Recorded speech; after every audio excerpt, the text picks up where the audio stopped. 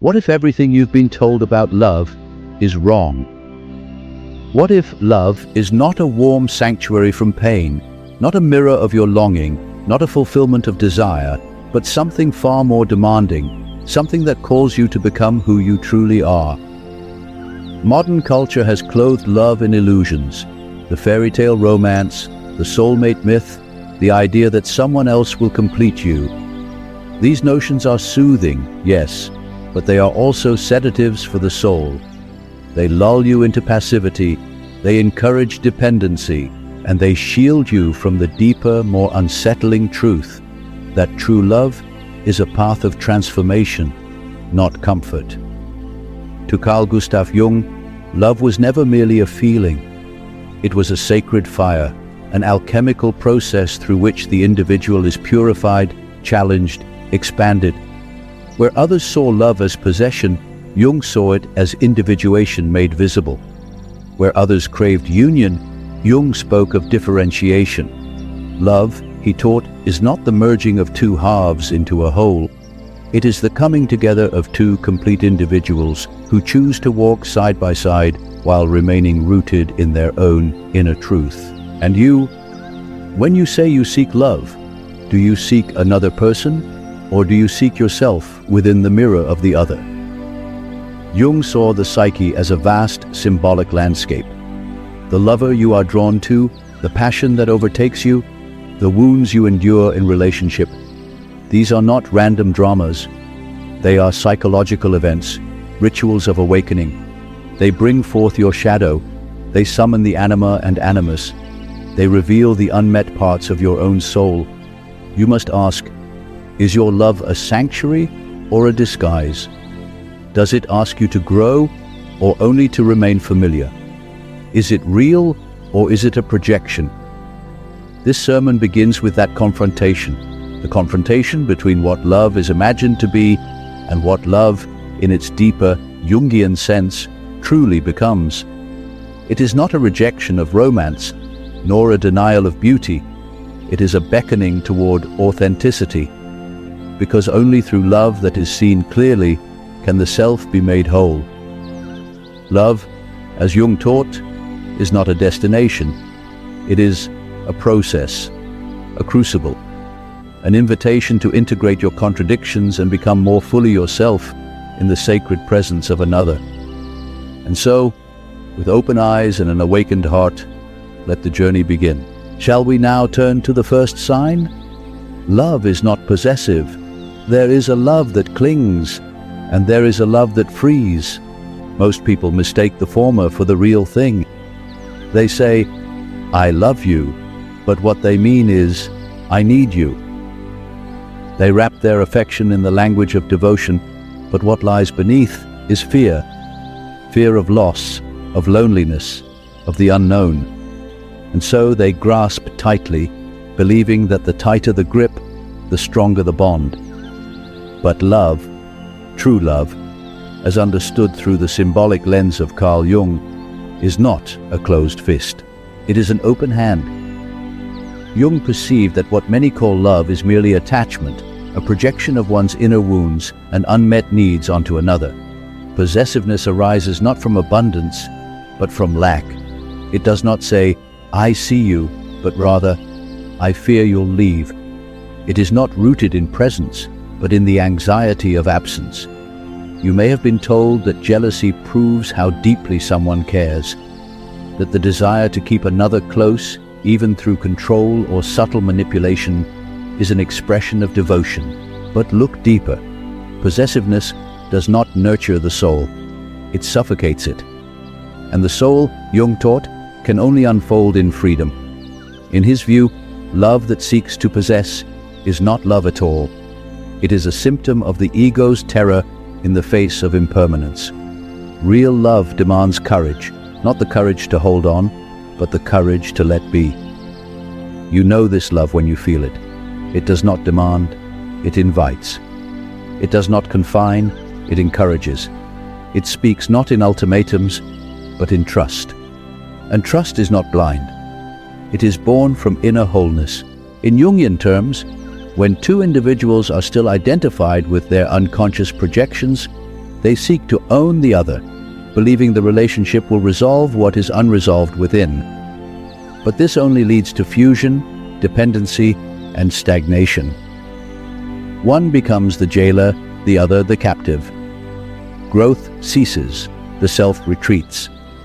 But when love arises between two people committed to their own individuation, it becomes something sacred.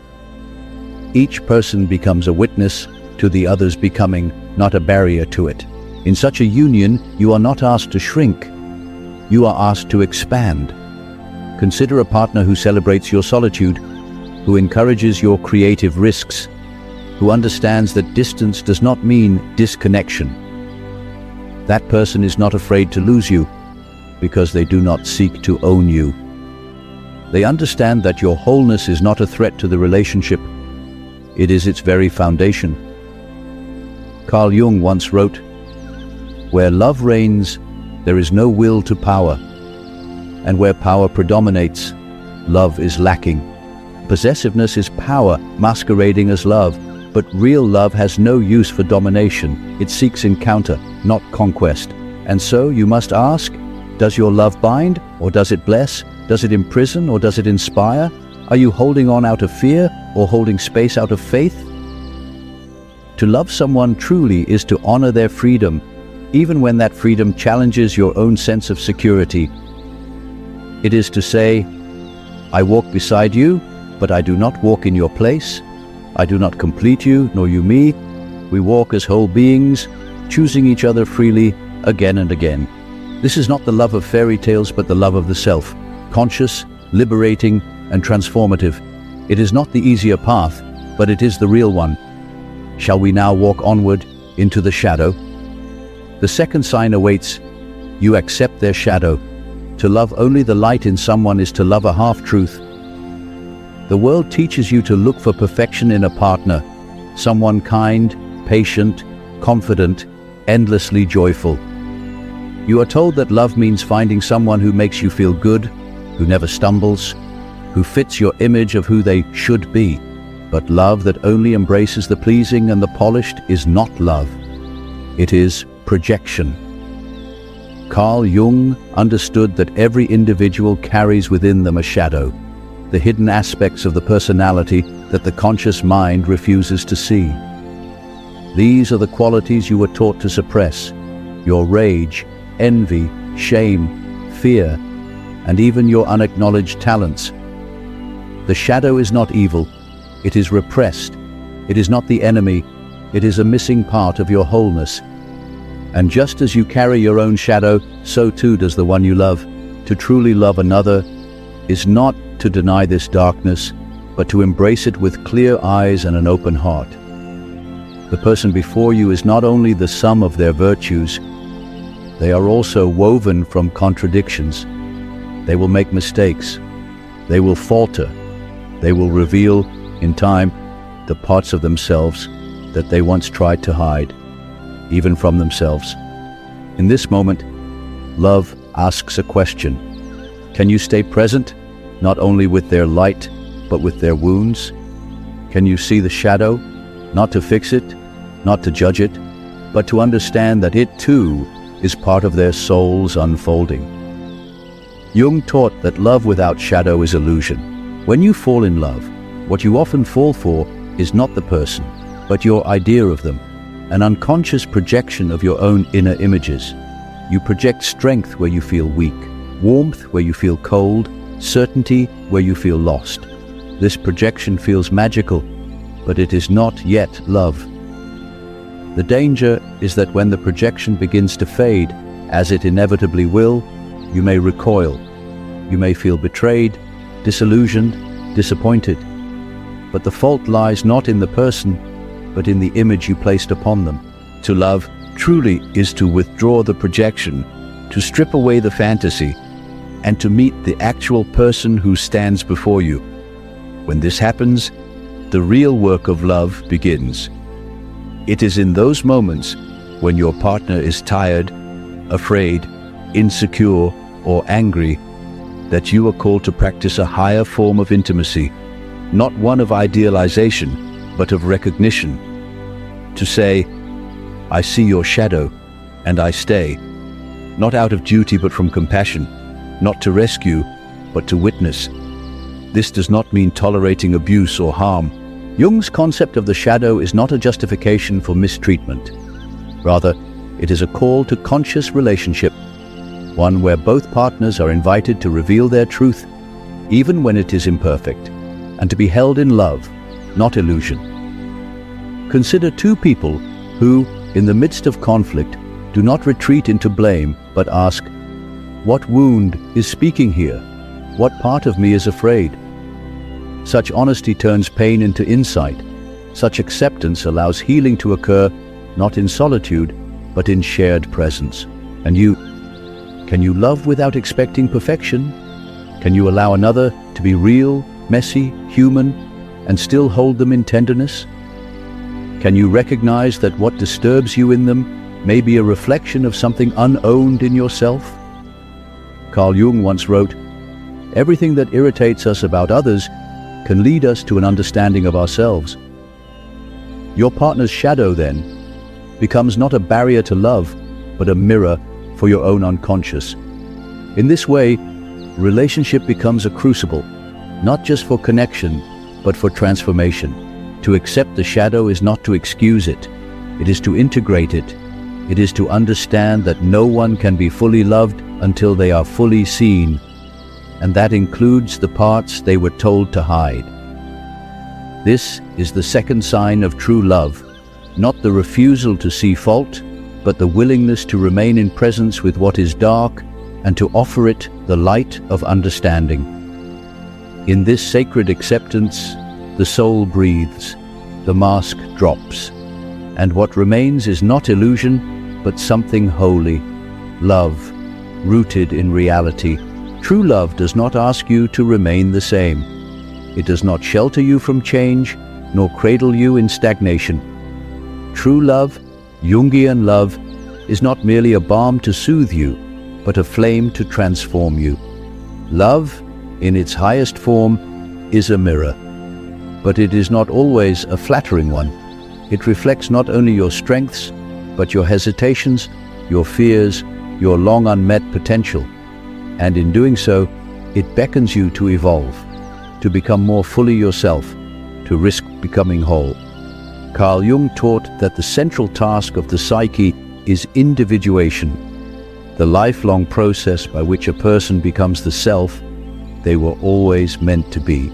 Individuation is not the acquisition of perfection, but the integration of all that one is, conscious and unconscious, light and shadow, past and possibility. It is not a straight line, but a spiral path of becoming. In this journey, the right relationship does not obstruct your growth. It ignites it.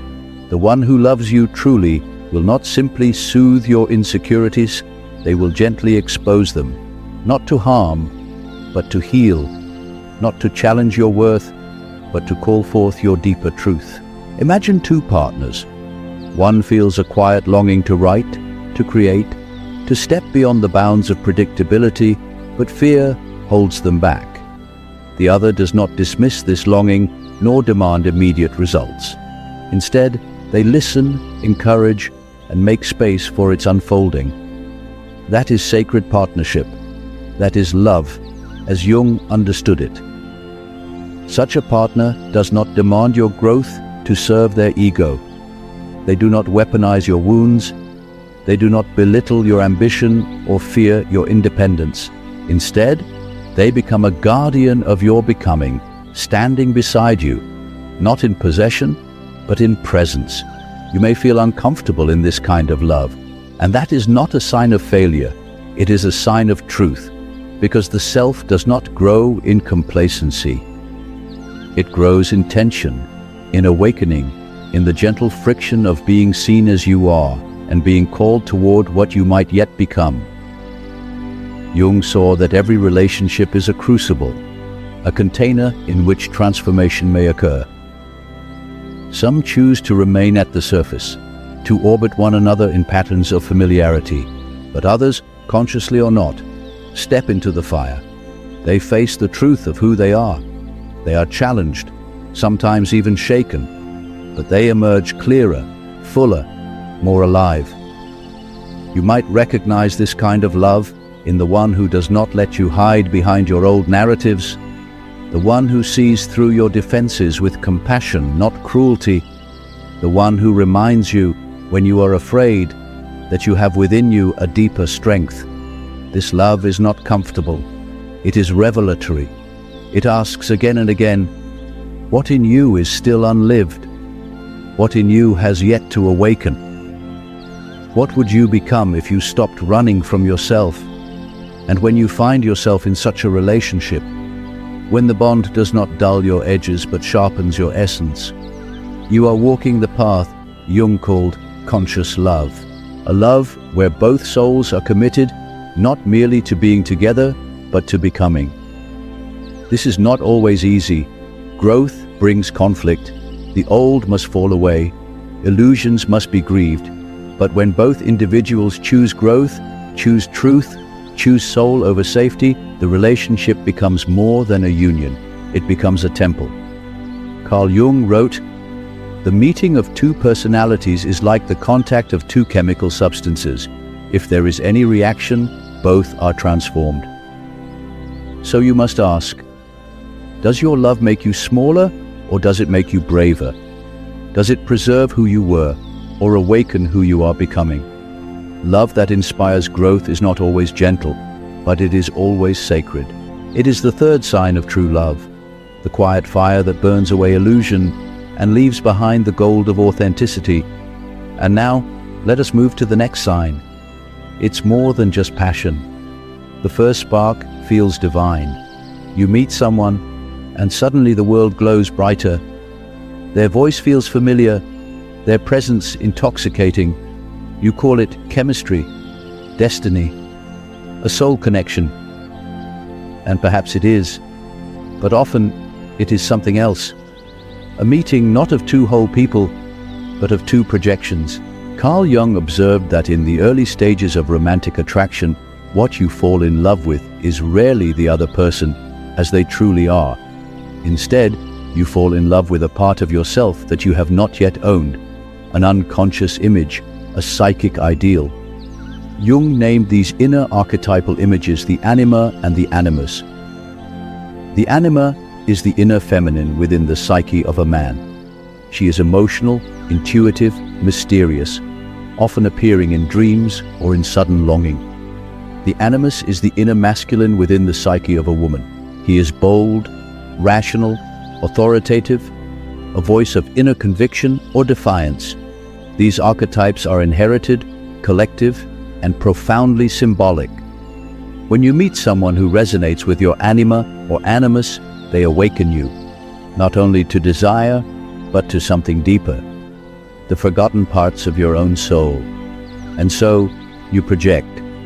You see not who they are, but what you have longed for.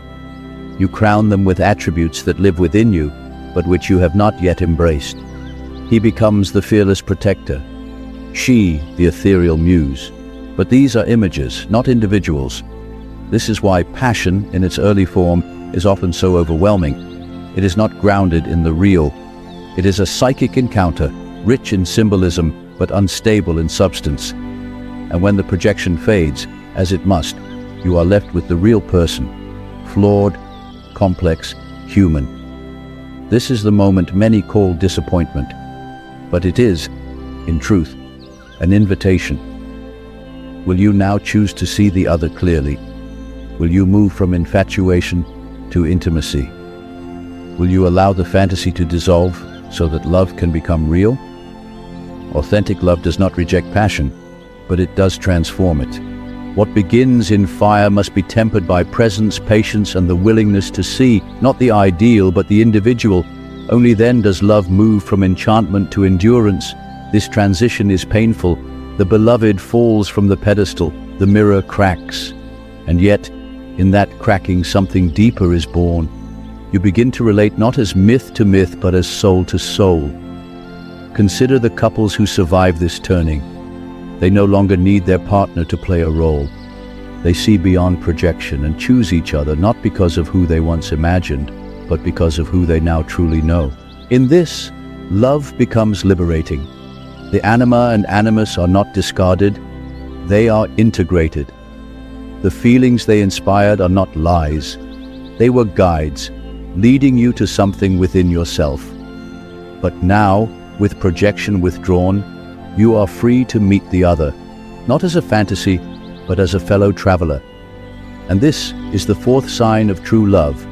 It does not vanish when the illusion fades. It does not collapse under the weight of reality. It matures, deepens, and begins again, not in passion alone, but in presence. You must ask yourself, do you still choose this person now that you see them?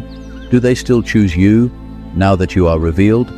When the answer is yes, not because of fantasy, but in spite of its passing, then love has become something enduring. Now, let us continue to the fifth sign. You feel whole, not incomplete. You have heard it said that love means finding your other half, that somewhere, out there, is the one who will complete you, the missing piece to your unfinished self. This idea is romantic, poetic, and profoundly misleading. Carl Jung understood the danger of this myth. To seek completion in another is to enter love not as a sovereign being, but as a soul divided, wounded, yearning, and unaware of its own wholeness. This kind of longing does not birth true intimacy. It breeds codependency. True love does not come from lack. It is not the search for a rescuer, nor the hope that another will silence your inner emptiness. Love, in its most authentic form, arises from abundance, from the meeting of two people who have faced their own depths and chosen to share the journey from a place of inner integrity. Jung's concept of individuation speaks directly to this. Individuation is the process of becoming whole, not perfect, but fully oneself. It is a path of self-discovery, where you confront your shadow, integrate your opposites, and reclaim the parts of you that have been exiled. Until this process begins, the soul remains fragmented, and relationships become mirrors of that fragmentation. When one enters love from incompleteness, the partner becomes a substitute for inner work. One person may become the caretaker, the other the dependent. Needs are confused with love. Affection becomes obligation, and the sacred space of intimacy is polluted with the silent demand, "Make me whole." But love is not a hospital. It is a partnership between two whole selves, each responsible for their own wounds, each committed to their own growth. You may see the difference in those who, even in love, maintain their own center. They do not dissolve into the other, nor demand that their partner erase their loneliness. They can be alone without collapse. They can disagree without fragmentation. They support, but do not save. They listen, but do not absorb. In such relationships, love is not a crutch. It is a celebration. Each person brings their full self to the union, their passions, their fears, their dreams, and their silence. There is no need to possess, because nothing is missing. There is no desperation, because nothing is owed. There is simply the daily choice to walk together, not out of need, but from freedom. Jung warned that when we expect another to complete us, we turn them into a projection of our unconscious desires. We load them with expectations they cannot fulfill. We ask them to parent us, to redeem us, to be more than human. And in doing so, we destroy the very intimacy we crave. So you must ask, do I love this person?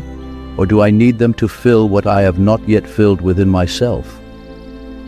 If love makes you smaller, more dependent, more afraid of standing alone, it is not yet whole. But if love strengthens your sense of self, if it supports your independence, if it respects your solitude, then it is real. This is the fifth sign of true love. It does not complete you. It reflects the wholeness you have already begun to claim. And from this place of fullness, love becomes not an escape from yourself, but a return to what is true. Let us now move to the sixth sign. Love has a spiritual dimension. There are moments in love that cannot be explained. A glance that feels eternal. A meeting that seems foretold. A sudden knowing, deeper than reason, that you were meant to find this soul, not by accident, but by something ancient and unseen. Carl Jung did not dismiss these experiences as coincidence or fantasy. He understood them as part of a deeper archetypal reality, the realm of the soul. For Jung, love was not merely psychological, it was spiritual. And the most profound form of love he called the hieros gamos, the sacred marriage. This archetype is not about a legal union or romantic idealism. It is a symbol of inner and outer union, a mysterious convergence where two opposites, masculine and feminine, conscious and unconscious, come into meaningful relationship. It is a union that mirrors the deeper alchemy of the self, the reconciliation of all that was once divided. When two people meet in this way, it is not merely personal, it is numinous, charged with a sense of the eternal. Such relationships often begin with synchronicities, strange parallels, mirrored dreams, uncanny familiarity. These are not coincidences. Jung called them meaningful coincidences, or synchronicities, events that point toward the deeper order of the psyche and cosmos. To you, it may feel as though the universe conspired for the two of you to meet, and in a symbolic sense, it did. But the sacred nature of such a union does not lie in its origin alone. It lies in what is asked of you once the connection begins. The spiritual dimension of love is not about passive bliss. It is about conscious participation in something greater than yourself. Love becomes a practice, a daily act of presence, forgiveness, and reverence. The beloved is no longer just a companion. They are a mirror of your soul's evolution. Their presence awakens not only desire, but destiny. They challenge you not merely to feel, but to become.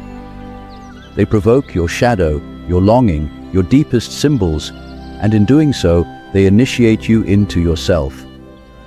This is the essence of the hieros gamos, not perfection, but transcendence through honesty. It is the slow unfolding of truth between two people who see each other not as possessions or roles, but as sacred images of wholeness still becoming. Such love calls for humility. The sacred is not owned, it is honored. Jung warned that the numinous, when misunderstood, becomes inflation. The spiritual dimension of love must be met not with fantasy, but with discipline and devotion. And what does this look like? It looks like two people who remain present not only in beauty, but in suffering, who view conflict not as failure, but as initiation, who see in their partner not a savior or enemy, but a soul on the same pilgrimage toward authenticity. Consider the couple who prays together, not necessarily with words, but with presence, who share silence, who dream and reflect, who speak not just about schedules and duties, but about symbols, meaning, transformation. In such a union, love becomes a sacred vessel, a place where the divine speaks through the mundane. Jung taught that the soul's path is circular, mythic, full of signs and trials. When love enters this path, it is no longer an escape from life. It becomes a way into life's deepest mysteries. The beloved becomes a guide, a fellow traveler, a living archetype through which you remember your place in the great pattern. So you must ask, does your love lift your spirit? Does it open you to wonder? Does it deepen your trust in what cannot be named? If so, then you are walking the path of the sixth sign of true love, a love that transcends the personal without leaving it behind, a love that honors both the body and the soul, a love that remembers the sacred is not somewhere else. It is right here, in the gaze of another human being, seen without illusion and held with reverence. You may long for a love that brings only peace, ease, and comfort. But such a love though sweet, may never touch the depths of your soul. True love, transformative love, will not let you remain unchanged. It will confront you. It will stir the waters of your unconscious, and in doing so, it will reveal parts of yourself that you might never have seen without it. Carl Jung understood that the people we are closest to are not chosen by chance.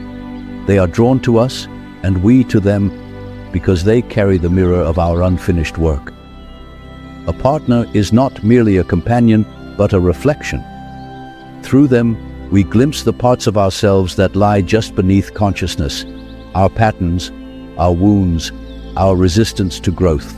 This is why love, no matter how deep, is rarely smooth, and why the most intimate relationships often provoke the most intense emotions.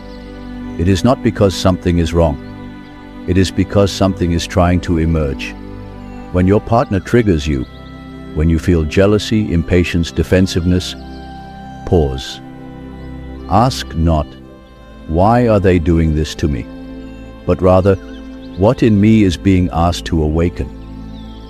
Jung taught that projection is often at the root of relational conflict. You see in the other what you have not yet accepted in yourself. A partner who is stubborn may echo your unclaimed strength. One who is emotionally distant may reflect your disowned vulnerability. One who is bold may stir your hidden fear of being seen. These mirrors are not punishments, they are invitations. Conflict, then, is not the enemy of love, it is its gateway. It shows you where you still react from fear, from history, from unconscious scripts. It is the friction through which consciousness is born. Not every disagreement must become a wound, but every moment of discomfort can become a teacher, if you are willing to learn. Jung saw relationship as a crucible of individuation. The closer the bond, the more potent the heat. But it is in this fire that the true self begins to take shape. When you and your partner can hold the tension, not retreat from it, not collapse into it, but contain it with awareness, then love becomes something sacred. This kind of love does not seek perfection. It seeks truth. It is not afraid of the difficult conversation. It does not flee from silence or sadness. Instead, it turns toward the discomfort and asks, what wants to grow here? And you? Do you see your relationship as a safe cocoon or as a fertile ground for becoming? Do you walk away when things feel hard, or do you stay, willing to be revealed? Enduring love requires courage, not only to love another, but to see oneself reflected in the eyes of that other again and again. Not only to forgive their imperfections, but to confront your own. Because in this kind of love, you are not only a partner, you are a pilgrim. And the path you walk is not always smooth, but it is real. This is the seventh sign of true love. It challenges you, not to punish, but to awaken. Not to wound, but to reveal. Not to defeat you, but to draw forth the self you were always meant to become. Love is not a destination, nor a possession, nor a fleeting spark. It is a sacred path, one that winds through joy and sorrow, light and shadow, illusion and awakening. It does not simply unite two people, it summons them to become. Carl Jung understood that love, at its highest, is not the end of the journey, but its beginning. A true relationship does not offer escape from the self. It illuminates the self. It does not grant completion, but draws out the hidden fragments within each soul, inviting their return, their reconciliation, their integration. You have now walked through the 7 signs of this kind of love. A love that does not possess, but sets free. A love that accepts the shadow, not as flaw, but as part of the sacred whole. A love that inspires growth, becoming the soil in which your deeper self takes root. A love that moves beyond projection, seeing clearly through the haze of fantasy. A love that arises not from incompleteness, but from two whole beings choosing each other. A love with a spiritual dimension, echoing the eternal through the vessel of the everyday. A love that challenges, and in doing so, transforms. Each of these signs is not a requirement to be met, but a mirror to be examined. They are not rules, but invitations. And the greatest of these invitations is the one that beckons you inward, toward self-awareness, toward compassion, toward courage. To love truly is to see with both eyes open, to witness not only what is beautiful, but also what is broken, and to say, even so, I remain. It is to walk with another, not in fusion, but in faith, not in control, but in communion. And you, are you willing to walk this path? Are you willing to love not just with your heart, but with your soul? For in such love lies not only connection, but transformation. Not only comfort, but calling. The beloved becomes not only your companion, but your mirror, your teacher, your initiator, and you become theirs. This is the essence of Jungian love, not the fleeting ecstasy of passion, but the enduring work of becoming. A love that asks you to bring forth all that you are, and in doing so, to meet all that they are, whole to whole, light to shadow, self to self. May you walk this path with open eyes. May you love not to be completed, but to become complete. And may your love, however it unfolds, lead you ever closer to the truth of who you are. That is the gift of true love, and that is its great work.